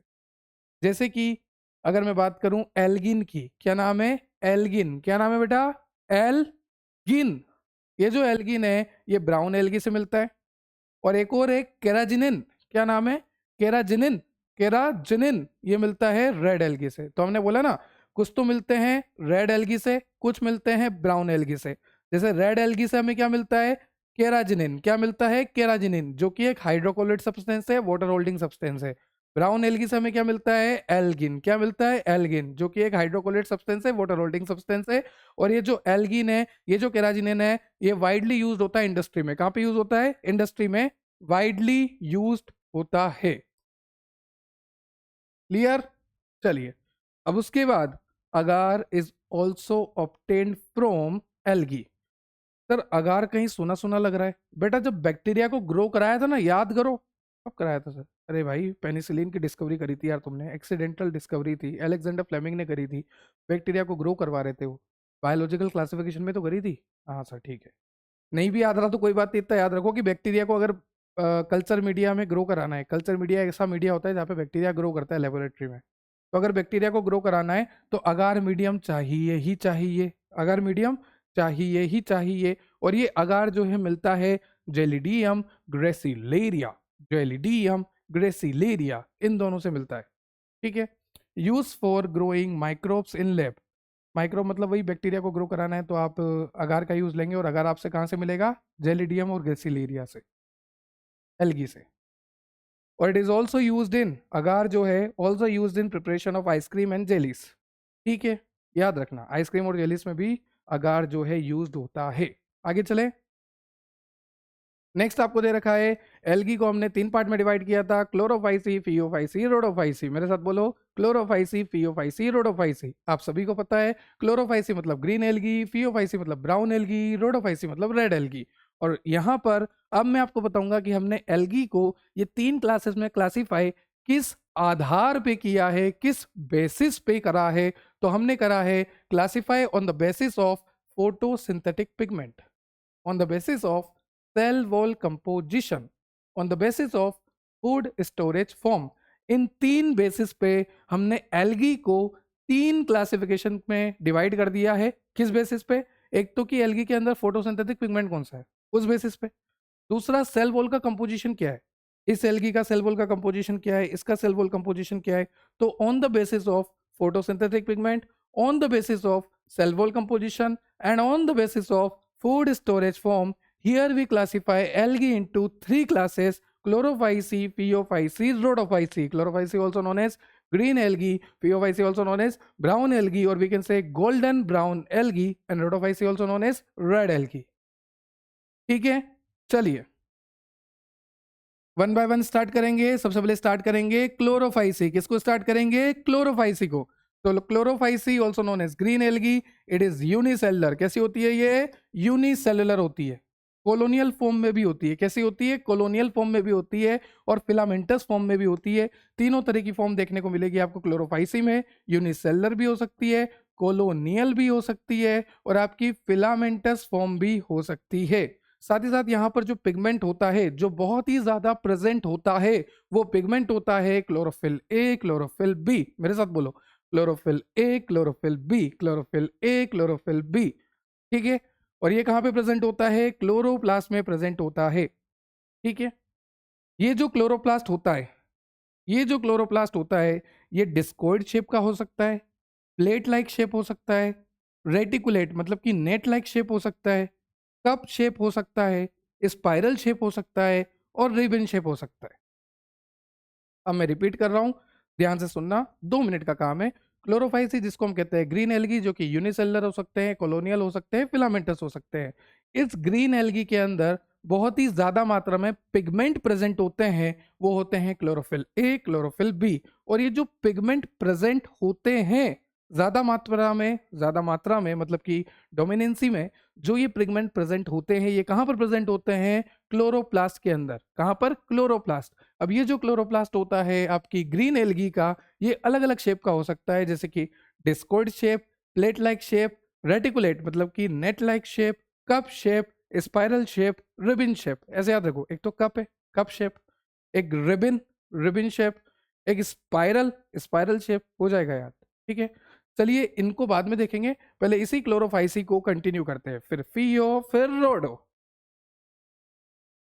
क्लोरोफाइसी की बात करें, most of green algae have one और मोर स्टोरेज बॉडी, और उस स्टोरेज बॉडी को कहते हैं पायरेनोइड। तो जो क्लोरोफाइसी होती है, जो ग्रीन एल्गी होती है, ज्यादातर ग्रीन एल्गी में एक या एक से ज्यादा स्टोरेज बॉडी देखने को मिलती है। स्टोरेज बॉडी का मतलब जहां पर सब स्टोर होता है, तो स्टोरेज बॉडी देखने को मिलती है, उस स्टोरेज बॉडी को कहते हैं पायरेनोइड। और ये पायरेनोइड जो स्टोरेज बॉडी है, ये होती कहां पर है, क्लोरोप्लास्ट में ही होती है। कहां पर होती है, क्लोरोप्लास्ट में होती है। और ये जो स्टोरेज बॉडी होती है, कुछ ना कुछ तो स्टोर करेगी। ये स्टोर क्या करती है, प्रोटीन और स्टार्च को स्टोर करती है। तो chlorophyceae, most of the green algae have one और more storage body called pyrenoid, which is present in chloroplast, which contain protein and starch। Clear. अब यहां पर आपको लिखा है स्टोर्ड फूड। तो जो आपकी क्लोरोफाइसी है, जो आपकी ग्रीन एल्गी है, उसमें स्टोर्ड फूड कौन सा होगा, या तो स्टार्च होगा, या फिर किसी किसी क्लोरोफाइसी में, किसी किसी ग्रीन एल्गी में ऑयल ड्रॉपलेट भी स्टोर्ड फूड की तरह होता है, पर यहाँ पे लिखा है इन फ्यू, यहाँ पर लिखा है in few. Clear? Clear sir. उसके बाद जब आप क्लोरोफाइसी को देखोगे, ग्रीन एल्गी को देखोगे, तो आपको पता लगेगा इसमें सेल वॉल होती है, क्योंकि एल्गी में सेल वॉल होती है, ठीक है। इसकी जो सेल वॉल होती है वो रिजिड होती है, हार्ड होती है। कैसी होती है? हार्ड होती है। जहां पर अगर बाहर की सेल आप देखोगे, बाहर की सेल वॉल आप देखोगे, तो वो बनी होती है पैक्टिन या पैक्टोस की। किसकी? पैक्टिन या पैक्टोस की। और अंदर की जो सेल वॉल होती है वो बनी होती है सेलुलोज की। तो जो अंदर की होती है वो बनी होती है सेलुलोज की, और जो बाहर की होती है वो बनी होती है पैक्टिन या पैक्टोस की। ठीक है। रिप्रोडक्शन आपको आता ही है भाई, वेजिटेटिव रिप्रोडक्शन मतलब कि फ्रेगमेंटेशन से रिप्रोडक्शन करेगा। फिर asexual reproduction, most common asexual spore कौन सा था भाई? जू स्पोर। आ गया जू स्पोर। अब जू स्पोर कहां पर बनता है? तो नाम क्या है? जू स्पोर। क्या नाम है? जू स्पोर। तो जिस कैविटी में बनेगा उसको कहेंगे जू स्पोरेंजिया। देखो यहां तक तो सिमिलर है, जू स्पोर एंजिया लगाना है। तो जू स्पोर कहां पे बनता है? कैविटी में बनता है, जिसका नाम है जू स्पोरेंजिया। ठीक है भाइयों। चलिए, सेक्सुअल रिप्रोडक्शन की बात करें तो यहां पर सभी तरह से सेक्सुअल रिप्रोडक्शन हो सकता है। आइसोगेमी, एनाइसोगेमी, ऊगेमी, सभी तरह से सेक्सुअल रिप्रोडक्शन होगा। ठीक है। इसलिए लिखा है सेक्सुअल रिप्रोडक्शन में show great variation, chlorophyceae in case of sexual reproduction show great variation in type and formation of sex cell, जैसे कि आइसोगेमी, एनाइसोगेमी, ऊगेमी। और अब बात करते हैं ओवरऑल क्लोरोफाइसी के एग्जाम्पल्स, जो कि एनसीईआरटी में आपको दे रखे हैं। तो क्लोरोफाइसी के एग्जाम्पल है यूलोथ्रिक्स। क्या है? यूलोथ्रिक्स, स्पाइरोगायरा, वोल्वॉक्स, क्लोरेला, कारा, क्लेमाइडोमोनास। कारा, क्लेमाइडोमोनास। कैसे याद रखेंगे? ये तो यूलोथ्रिक्स तो याद हो गया है ना। स्पाइरोगायरा भी पहले पढ़ लिया हमने। वोल्वॉक्स का दबदबा है कॉलोनी फॉर्म में, याद है ये भी हमें। और कल मैं डोमिनोज गया था, जैसे भी याद रखना है। क्लेमाइडोमोनास, कल में डोमिनोज, डोना जो भी है, मोनास। ठीक है। याद करने के अपने अपने तरीके हैं। कोई गारा बोलता है गांव में, तो गारा से कारा। तो अपने अपने तरीके, जैसे आपको याद रखना है, जो आपका सुटेबल है, जिस तरह से आप बना सकते हो बनाओ। ठीक है भाइयों। अब नेक्स्ट आपको दे रखा है फियोफाइसी। चलिए फियोफाइसी को देखते हैं। फियोफाइसी को कहते हैं ब्राउन एल्गी। क्या कहते हैं? ब्राउन एल्गी, या फिर आप कह लीजिए golden brown algae. Primarily found in marine habitat. ज्यादातर एल्गी मैरीन हैबिटेट में मिलती है। तो ये फियोफाइसी भी कहाँ मिलती है? मैरीन हैबिटेट में ही मिलती है। हमने करा कुछ नहीं, हमारे पास जो एल्गी थी ना, उसको हमने इन तीन चीजों के बेसिस पे तीन क्लास में डिवाइड कर दिया, बस इतना। उसके बाद हर क्लास पढ़ रहे हैं। तो Phaeophyceae brown algae, golden brown algae, primarily found in marine habitat, show great variation in size and form. Show great variation in size and form मतलब कि फियोफाइसी जो ब्राउन एल्गी होती है वो अलग अलग साइज की, अलग अलग फॉर्म की होती है। Great variation in size and form. They may be simple, simple भी हो सकती है, ब्रांच भी हो सकती है, और फिलामेंटस भी हो सकती है। ध्यान से सुनो, या तो वो सिंपल होगी, या वो इस तरह से ब्रांचिंग में होगी, ब्रांच हो सकती है, या वो फिलामेंटस होगी, फिलामेंटस भी आपको पता है, या फिर वो होगी प्रोफ्यूजली ब्रांच। प्रोफ्यूजली ब्रांच का मतलब होता है बहुत ही ज्यादा ब्रांचिंग होती है। यहां से ये ब्रांच निकले, फिर उसकी दो, फिर उसकी पांच ब्रांच निकले, इसे ब्रांचिंग ही ब्रांचिंग, प्रोफ्यूजली ब्रांच एनसीईआरटी लिखती है। उसका एग्जांपल है कैल्प्स। हमने देखा ना शुरू में, कैल्प्स की हाइट 100 मीटर तक होती है, अंडर वाटर 100 मीटर तक होती है। तो उसके लिए वर्ड यूज किया है एनसीईआरटी ने, प्रोफ्यूजली ब्रांच मतलब कि हाईली ब्रांच स्ट्रक्चर। और यहाँ पर फिलामेंटस फॉर्म जो है फियोफाइसी का, वो है एक्टोकार्पस। इसका एग्जांपल क्या है? एक्टोकार्पस। ठीक है sir. Phaeophyceae brown algae, also known as golden brown algae, primarily found in marine habitats, show great variation in size and form. They may be simple, branch, filamentous जैसे कि Ectocarpus, और profusely branch जैसे कि kelps. आगे पढ़े, चलिए। उसके बाद है phaeophyceae, they contain chlorophyll a, chlorophyll c. जो क्लोरो था, क्लोरोफाइसी,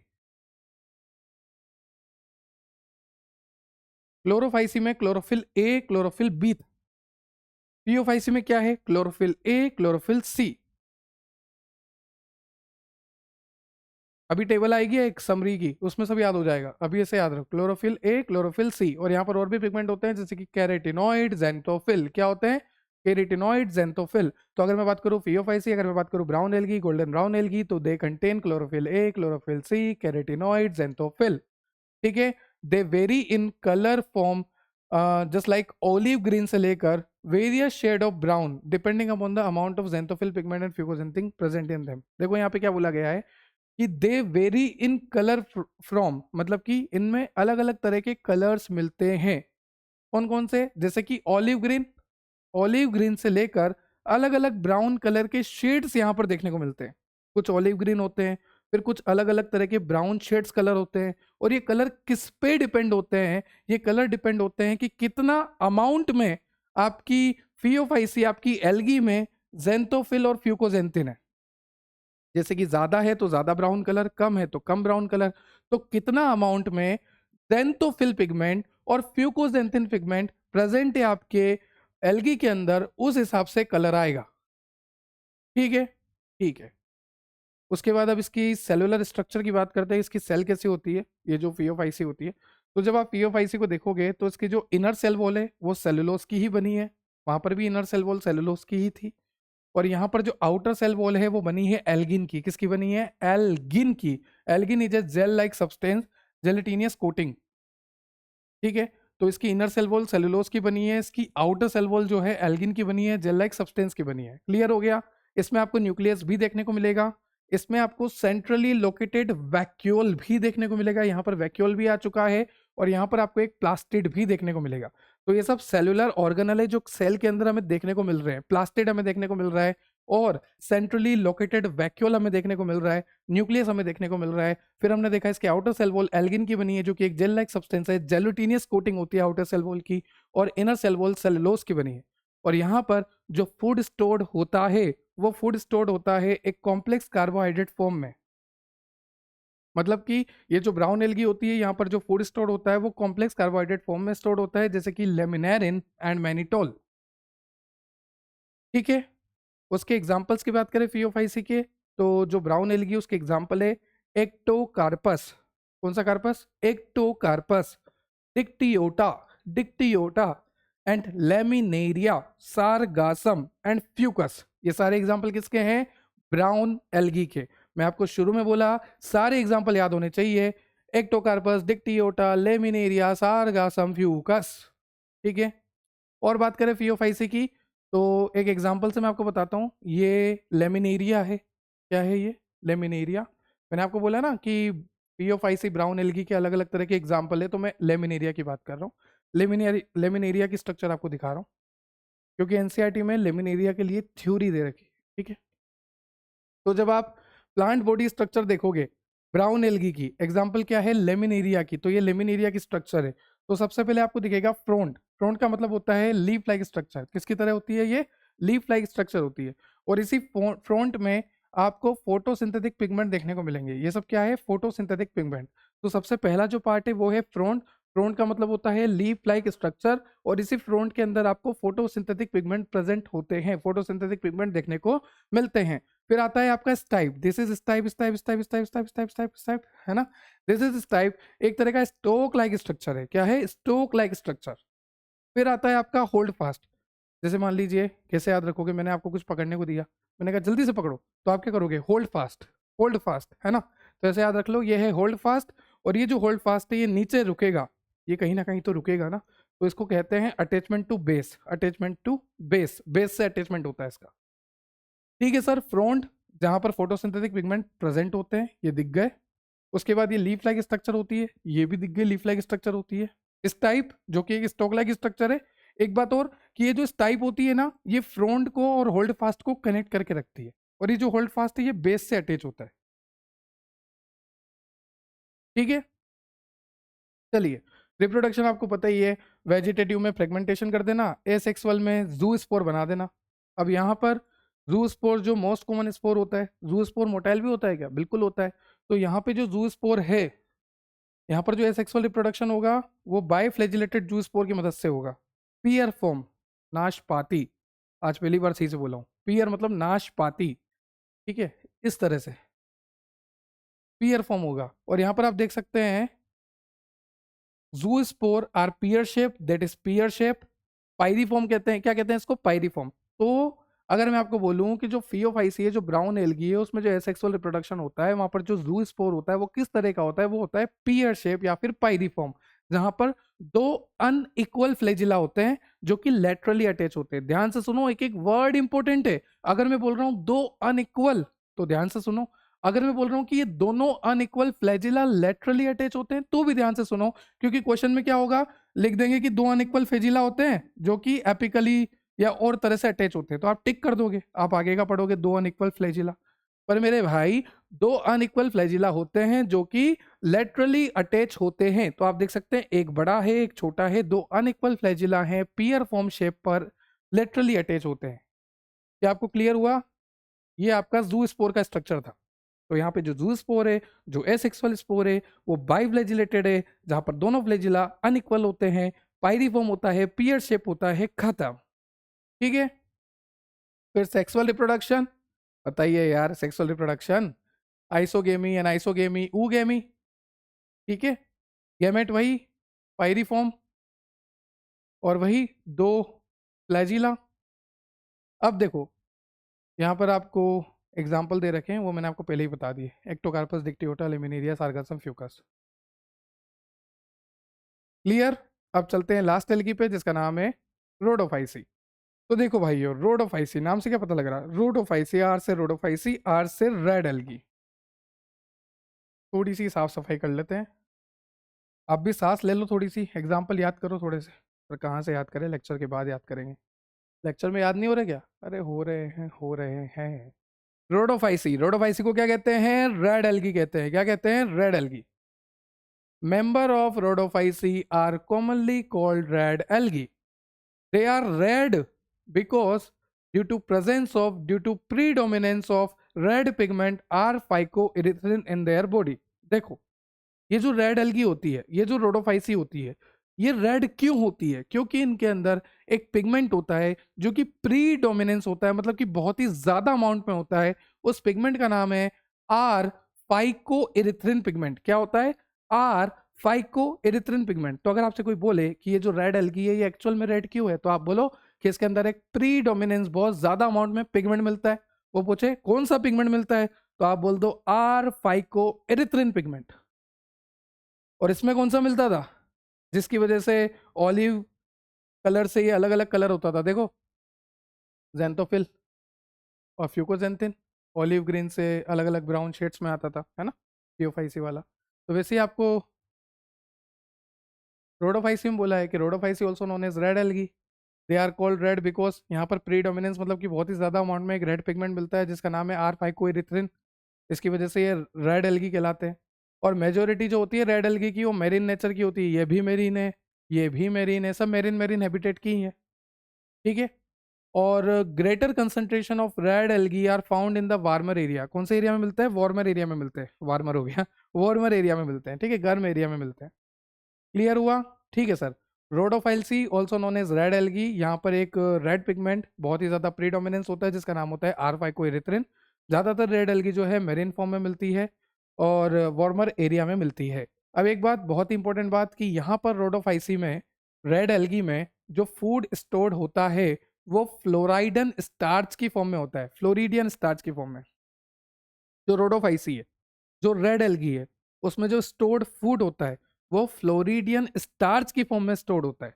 और जब मैं इस फ्लोरिडियन स्टार्च को देखूंगा ना, इसको देखूंगा, ये जो स्टोर्ड फूड है इसको देखूंगा, इसकी स्ट्रक्चर को देखूंगा। मैंने आपसे क्या बोला कि जो रोडोफाइसी होती है, रेड एल्गी होती है, उसमें जो स्टोर्ड फूड होता है वो फ्लोरिडियन स्टार्च के फॉर्म में होता है। तो जो स्टोर्ड फूड है, जो फ्लोरिडियन स्टार्च है, जब मैं उसकी स्ट्रक्चर को देखूंगा तब मुझे पता लगेगा कि इसकी स्ट्रक्चर तो कहीं ना कहीं मैंने देखी हुई है।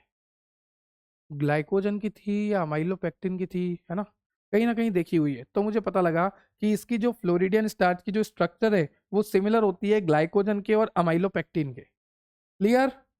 चलो भाइयों आगे चलो, आ जाओ आ जाओ आ जाओ। अब आ गया रोडोफाइसी। तो देखो, Rhodophyceae red algae warmer area में मिलती है, और साथ साथ कहाँ पर मिलती है? एक तो आपको यहाँ सरफेस पे मिल जाएगी, समुद्र के सरफेस पर। एक आपको डीप ओशन में मिलेगी, बहुत ही अंदर, जहां पर सनलाइट भी प्रॉपर नहीं आ पा रही, जहां पर सनलाइट भी लिटिल पेनिट्रेट कर पा रही है, वहां पर बिल्कुल अंदर आपको देखने को मिलेगी रेड एल्गी। तो एक तो ओशन की डेप्थ में, सी की डेप्थ में आपको मिलेगी, जहां पर बहुत ही कम लाइट पेनिट्रेट करती है, वहां पर भी आपको रेड एल्गी देखने को मिलेगी। और एक सी की सरफेस पर भी आपको रेड एल्गी देखने को मिलेगी। कॉमन एग्जांपल की बात करें, पोलीसाइफोनिया, प्रोफाइरा, ग्रेसिलेरिया और जेलिडियम। फिर ये तो अगार मिलता है ना इनसे, ग्रेसिलेरिया जेलिडियम से। हाँ भाई, ऐसे ही इंटरकनेक्ट करते रहो। तो पोलीसाइफोनिया, प्रोफाइरा, ग्रेसिलेरिया, जेलिडियम, ठीक है। ये एग्जांपल हो गए आपके रोडोफाइसी। रोडोफाइसी का मतलब रेड एल्गी के। चलिए आगे देखते हैं। द थेलाई मतलब कि बॉडी, बॉडी है ना। The body of the most of the red algae are multicellular. ज्यादातर रेड एल्गी की बॉडी कैसी होती है बेटा? मल्टी सेलर होती है। Some red algae have a complex body organisation.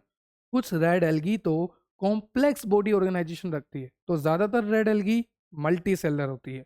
कुछ रेड एल्गी में कॉम्प्लेक्स बॉडी ऑर्गेनाइजेशन देखने को मिलता है, ठीक है। अब रेड एल्गी भी वेजिटेटिवली रिप्रोड्यूस करेगी, मतलब वही फ्रेगमेंटेशन से, सेक्सुअली रिप्रोड्यूस करेगी और एसेक्सुअली भी रिप्रोड्यूस करेगी।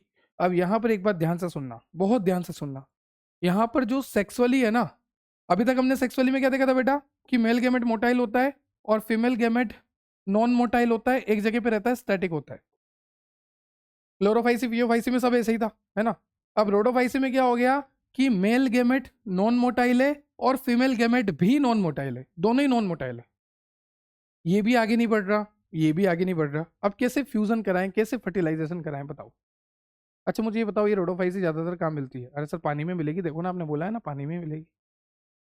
तो पानी का बहाव होता है ना, पानी का बहाव, उसके साथ ये स्पर्म बह जाता है और उसके पास पहुंच जाता है। देखो यहाँ पर लिखा भी है, वाटर करंट से ये जो है मेल गेमेट पहुंच जाता है फीमेल गेमेट के पास। ऐसे होता है यहाँ पर विचारों में, ठीक है सर। सेक्सुअली भी करते हैं, एसेक्सुअली भी करते हैं। एसेक्सुअली में भी यहाँ पर नॉन मोटाइल स्पोर ही बनता है, यहाँ पर मोटिलिटी है ही नहीं।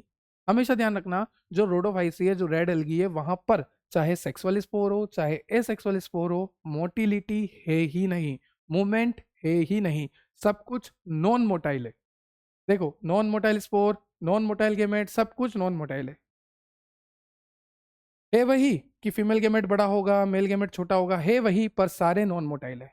तो यहाँ पर वाटर करंट के थ्रू ये इसके पास आता है, फर्टिलाइजेशन करता है, और फर्टिलाइजेशन होने के बाद एनसीईआरटी लिखती है कि ये मल्टी सेलुलर है ना, ये कॉम्प्लेक्स बॉडी ऑर्गेनाइजेशन रखता है ना। तो एनसीईआरटी लिखती है कि फर्टिलाइजेशन होने के बाद यहाँ पर पोस्ट फर्टिलाइजेशन इवेंट होते हैं। मतलब फर्टिलाइजेशन हो गया, अब उसके बाद इवेंट होंगे, धीरे धीरे ग्रोथ होगी, ग्रोथ होगी, ग्रोथ होगी, ग्रोथ होगी, ऐसा। जैसे स्पर्म और ओवम का फर्टिलाइजेशन होता है, फिर मोरुला, ब्रास्टुला, ग्रेस्टुला, पता नहीं कौन कौन सी स्टेज बनती है, जाइगोट बनता है, ब्लास्टोसिस की फॉर्म में अटैचमेंट होता है इंसानों में। तो वैसे ही यहाँ पर पोस्ट फर्टिलाइजेशन, फर्टिलाइजेशन होने के बाद भी कुछ इवेंट्स होते हैं। जैसे मैंने एग्जाम्पल लिखा है, एनसीईआरटी में तो नहीं है, कैर्पोस्पोरोफाइट स्टेज, ठीक है, क्लियर। ये है आपकी रेड एल्गी रोडोफाइसी। अब यहाँ पर आपको डिफरेंस दे रखा है क्लोरोफाइसी, वियोफाइसी, रोडोफाइसी में। चलो स्टार्ट करते हैं डिफरेंस को।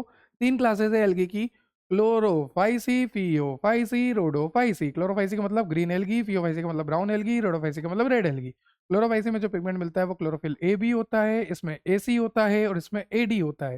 साथ में यहाँ पर फ्यूकोजेंथिन होता है, जेंथोफिल भी होता है, यहाँ पर फाइकोइरिथ्रिन होता है, या फिर आप बोल लीजिए R फाइकोइरिथ्रिन होता है। ये बात क्लियर है? तो Chlorophyceae green algae, chlorophyll A भी होता है, Phaeophyceae brown algae, chlorophyll AC, fucoxanthin और साथ में जेंथोफिल भी होता है। Rhodophyceae red algae, chlorophyll AD होते हैं, साथ में फाइकोइरिथ्रिन या फिर आप बोल लीजिए R फाइकोइरिथ्रिन, जो कि प्रीडोमिनेंस होता है। यहाँ पर स्टोर्ड फूड स्टार्च होता है। यहाँ पर स्टोर्ड फूड जो ब्राउन एल्गी है, यहाँ पर स्टोर्ड फूड मैनिटोल या लेमिनेरिन होता है। और रोडोफाइसी में मैंने अभी आपको बताया floridean starch, which is structurally similar to amylopectin and glycogen, ठीक। इसकी सेल वॉल सेलुलोज की बनी है, इसकी सेल वॉल सेलुलोज और एल्गिन की बनी है, इसकी सेल वॉल सेलुलोज, पेक्टिन और पॉलीसल्फेट एस्टर की बनी है। ये आपको याद रखना है। जो रोडोफाइसी है उसकी सेल वॉल है सेलुलोज की, पेक्टिन की और पॉलीसल्फेट एस्टर की। चलिए, इसकी सेलुलोज एल्गिन, इसकी सेलुलोज। फ्लैजिला की बात करें और number and position of insertions, तो फ्लैजिला कहाँ कहाँ पर होंगे? यहाँ पर होंगे 2 से 8, इक्वल और एपिकल। एपिकली प्रेजेंट होंगे 2 से 8 फ्लैजिला होंगे और साले इक्वल होंगे, साले नहीं, सारे सारे इक्वल होंगे, ठीक है। तो 2 से 8 फ्लैजिला होंगे जो कि मूवमेंट के लिए रेस्पॉन्सिबल होते हैं, इक्वल होंगे और एपिकली प्रेजेंट होंगे। फिर यहाँ पर 2 ही होते हैं, दोनों अनइक्वल होते हैं। हमने देखा था ना जूस्पोर, दोनों अनइक्वल होते हैं और लेटरली अटैच होते हैं। फिर इसमें तो एब्सेंट ही होते हैं, यहाँ पर तो फ्लैजिला है ही नहीं। मैंने आपको पहले ही बोल दिया रोडोफाइसी मतलब कि नो फ्लैजिला, नो मूवमेंट, चाहे सेक्सुअल हो चाहे एसेक्सुअल हो, नॉन फ्लैजिला नॉन मूवमेंट, है ना। फिर ये मिलते कहाँ पर है? ये मिलते हैं कुछ फ्रेश वाटर में, कुछ ब्रैकिश वाटर। ब्रैकिश वाटर का मतलब होता है कि सोल्टी वाटर और फ्रेश वाटर को मिला दो तो बनता है ब्रैकिश वाटर। एक तरफ है सोल्टी वाटर, एक तरफ है फ्रेश वाटर, इन दोनों को मिला दो तो बनता है ब्रैकिश वाटर। और वो जो ब्रैकिश वाटर का टेस्ट होता है ना, वो हल्का हल्का सोल्टी ही होता है। ठीक है सर, तो ये फ्रेश वाटर में मिलेंगे, ब्रैकिश वाटर में मिलेंगे, सोल्ट वाटर में मिलेंगे। पीओ5सी की बात करें, फ्रेश वाटर में रेयरली मिलेंगे, फ्रेश वाटर में रेयरली मिलेंगे। क्वेश्चन आ सकता है कि कौन सी एल्गी फ्रेश वाटर में रेयरली मिलती है। ठीक है, ब्रेकिश वाटर में मिलेंगे, सोल्टी वाटर में मिलेंगे। सेम ये जो फ्रेश वाटर में सम लिखा है कि हाँ थोड़े बहुत मिलेंगे, बिल्कुल रेयर नहीं लिखा, सम लिखा है। फिर ब्रेकिश वाटर में मिलेंगे और ज्यादातर ये सोल्ट वाटर में मिलेंगे। क्लियर? ये टेबल आपको अच्छे से याद रखनी है भाइयों। चलिए नेक्स्ट आपको दे रखा है डायग्राम, जो एनसीईआरटी के सारे डायग्राम है वो आपको यहाँ पर लाके दिखा दिए मैंने। जैसे कि ग्रीन एल्गी की बात करूं, ग्रीन एल्गी में आपको वॉल्वॉक्स दे रखा है, यूलोथ्रिक्स दे रखा है। So this is the volvox. यहाँ पर ये जो आपको दिखा रखी है, this is the daughter colony. और ये जो पूरा बाहर का दिखा रखा है, this is the parental colony. तो this is the parent colony and this is the daughter colony.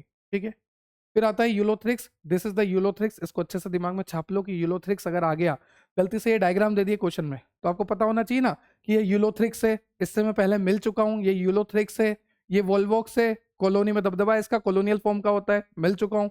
और ये जो वॉल्वॉक्स यूलोथ्रिक्स है, ये दोनों ही ग्रीन एल्गी है। उसके बाद B1 B2 B3, ये बी क्या है? बी है ब्राउन एल्गी। ब्राउन एल्गी के 3 एग्जांपल आपको दे रखे हैं, लेमिनेरिया, फ्यूकस और डिक्टियोटा। लेमिनेरिया, फ्यूकस और डिक्टियोटा। और लेमिनेरिया की स्ट्रक्चर तो अभी हमने देखी है, front leaf like structure, photosynthetic pigment होते हैं यहाँ पर इस टाइप, और लास्ट में होता है होल्ड फास्ट। फिर फ्यूकस, फ्यूकस में आपको एयर ब्लेडर दिखा रखे हैं, ये फ्रॉन्ट मतलब कि लीफ लाइक स्ट्रक्चर, और ये मिड रिब दिखा रखी है, रिब्स जा रही है मिड में।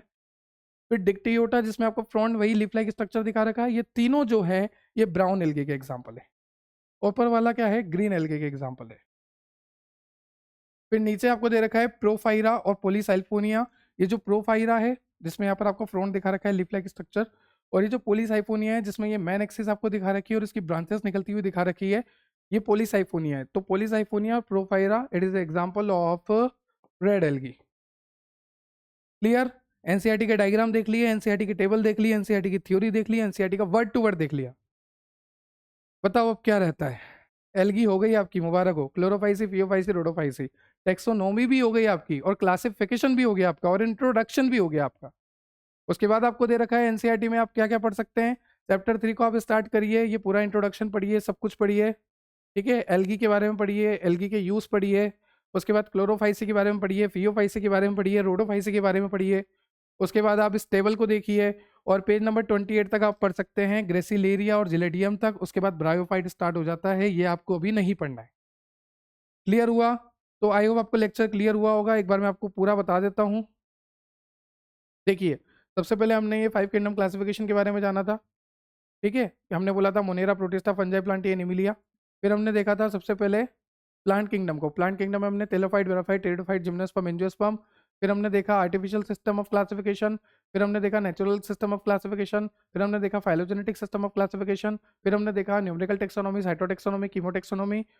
ठीक है, फिर हमने देखा एल्गी का इंट्रोडक्शन। फिर हमने देखा एल्गी में रिप्रोडक्शन। फिर हमने देखा sexual reproduction in algae, isogamy, anisogamy, oogamy, economic importance of algae. उसके बाद हमने देखा एल्गी को हमने 3 क्लास में डिवाइड कर दिया, क्लोरोफाइसी, फियोफाइसी, रोडोफाइसी, और इन तीनों को डिटेल में देखा। फिर इन तीनों को डिटेल में देखने के बाद इनकी टेबल भी हमने देखी, ये रही वो टेबल, इसको भी हमने देखा। उसके बाद हमने एनसीईआरटी के डायग्राम्स देखे, फिर एनसीईआरटी की सारी थ्योरी देखी। तो आई होप आपको लेक्चर क्लियर हुआ होगा। अगर आपको लेक्चर से रिलेटेड कोई भी डाउट है तो आप कमेंट सेक्शन में कमेंट कर सकते हैं। ये नोट्स आपको मिलेंगे डेप्थ ऑफ बायोलॉजी एप्लीकेशन पे, जो कि आप डाउनलोड कर सकते हैं प्ले स्टोर से। तो जाइए, कोर्स में एनरोल होइए। नीट का कोर्स है, आप ही के लिए है, जहां पर आपको फ्री एमसीक्यू प्रैक्टिस भी दे रखी है। इस टॉपिक से रिलेटेड जितने भी एमसीक्यू बन सकते हैं, जितने भी एमसीक्यू प्रीवियस ईयर में आए हुए हैं, प्रीवियस ईयर क्वेश्चन पेपर, सब कुछ आपको बता रखा है। उस कोर्स के अंदर सब कुछ मिलेगा। और अगर आपको कोई प्रॉब्लम आती है तो एप्लीकेशन में चैट सपोर्ट भी है, आप चैट सपोर्ट की मदद लीजिए। फिर भी कोई दिक्कत आती है, कमेंट कीजिए, इंस्टाग्राम पे डीएम कीजिए, सब जगह अवेलेबल है हम आपके लिए। बने रहिए, जुड़े रहिए, देखते रहिए। नीट जेई ऑर्बिट आप ही का है। ठीक है। Have a nice day, have a good day. जय श्री राम। Thank you.